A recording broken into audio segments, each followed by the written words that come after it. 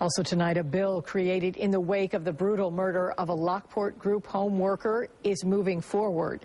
News 4's Luke Moretti is live in the newsroom with an update on Renee's law. Luke? Yeah, Renee Greco was only 24 years old when she was killed in June 2009 while supervising troubled teenagers.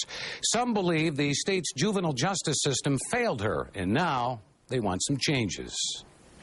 Anthony Allen and Robert Thousand were brought to justice for their roles in the bludgeoning death of youth counselor Renee Greco. It was a formula for disaster, and disaster struck. And now State Senator George Maziarz is hoping to change that formula.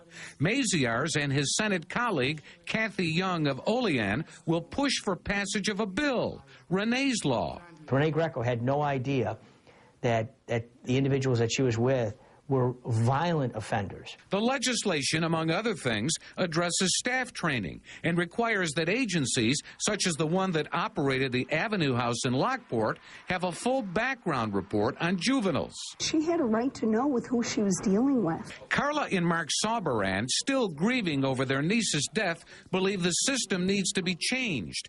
Mark testified before a Senate task force in Albany last June. It's not saying it won't happen again. It will happen again, and it's going to be somebody else's daughter, somebody else's son, somebody else's wife, or whomever it might be. Renee was just a small piece of what's totally wrong with the underlayment of this whole process. Senator Maziarz has written to Governor Cuomo about the Renee Greco case. What I'm afraid of is that the governor is going to direct the Office of Children and Family Services to start outsourcing all of this work, all of these individuals, to these not-for-profits, without the training being in place. In his letter to Cuomo, Maziarz writes, if Anthony Allen and Robert Thousand had been incarcerated, Renee would be alive today. Mr. Allen and Mr. Thousand never should have been in a non-secure detention facility. Until it happens to a senator's daughter, you wonder if it will get changed.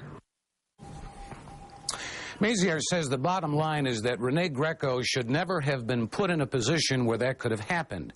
He says the bill is designed to keep everyone safe, residents and workers.